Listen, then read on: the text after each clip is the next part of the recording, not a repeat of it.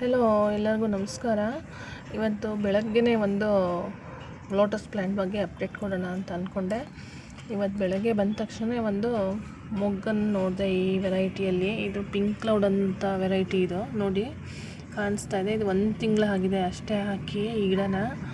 ಎಷ್ಟು ಚೆನ್ನಾಗಿ ಬೇಗ ಮೊಗ್ಗು ಬಂದಿದೆ ಅಂತ. ಇದು ನವೆಂಬರ್ ಬಂತು, ವಿಂಟರ್ ಸೀಸನ್ ಶುರು ಆಗಿಬಿಟ್ಟಿದೆ ಆಗಲೇ. ಆದರೆ ಈ ಹೈಬ್ರಿಡ್ ವೆರೈಟೀಸು ನವೆಂಬರ್ ಮಂತಲ್ಲೂ ನಮಗೆ ಬಡ್ಡಿಂಗ್ ಕೊಡ್ತಾಯಿದೆ, ಹೂ ಕೊಡುತ್ತೆ. ಆ ಥರ ವೆರೈಟಿ ಲೋಟಸ್ ಪ್ಲ್ಯಾಂಟ್ಸ್ ಇದೆಲ್ಲ. ಹಾಗಾಗಿ ಇದೊಂದು ಸ್ಮಾಲ್ ಅಪ್ಡೇಟ್ ಕೊಡೋಣ ಅಂತ ಅನ್ನಿಸ್ತು. ಬಂದ ತಕ್ಷಣ ಈ ಥರ ಬೇಗ ಮೊಗ್ಗು ಕೊಟ್ಟರೆ ತಾವರೆ ಹೂ ಗಿಡಗಳು ಎಂಥವ್ರಿಗೂ ಖುಷಿ ಅಲ್ವಾ ನೋಡೋಕ್ಕೆ. ಇದೊಂದು ಸ್ಮಾಲ್ ಅಪ್ಡೇಟು.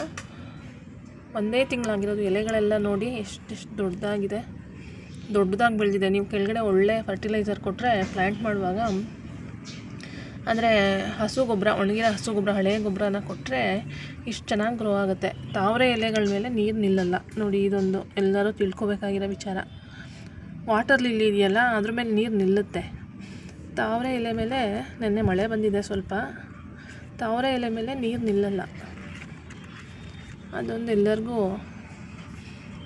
ತಿಳಿಸ್ತೀನಿ ಈ ವಿಡಿಯೋದಿಂದ. ನೋಡ್ತಾ ಇರಿ, ಇದು ಹೆಂಗೆ ಎಲ್ಲ ಇದೆಲ್ಲ ಅಜೋಲಾ. ಯಾಕೆ ಅಂತಂದರೆ ಇದು ಸ್ವಲ್ಪ ಮಳೆ ಬಂದರೂ ಸಾಕು, ಇದು ತುಂಬ ಜಾಸ್ತಿ ಆಗಿಬಿಡುತ್ತೆ. ಇದು ವಾಟರ್ ತುಂಬ ಕ್ಲೀನಾಗಿರಲಿ, ಪಾಚಿ ಕಟ್ಟಬಾರ್ದು ಅನ್ನೋ ಕಾರಣಕ್ಕೆ ಇದನ್ನ ಹಾಕೋದು.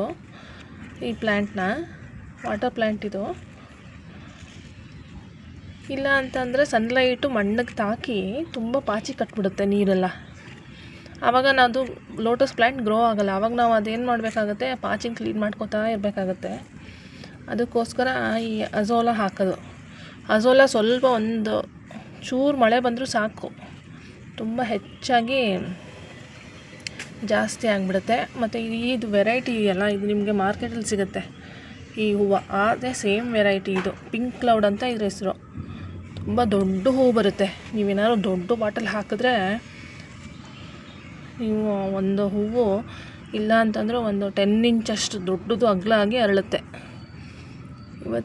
ಇವತ್ತು ಇಷ್ಟು ಲೋಟಸ್ ಪ್ಲ್ಯಾಂಟ್ ಅಪ್ಡೇಟ್ ಕೊಡ್ತಾ ವಿಡಿಯೋ ಮುಗಿಸ್ತಾ ಇದ್ದೀನಿ. Thank you.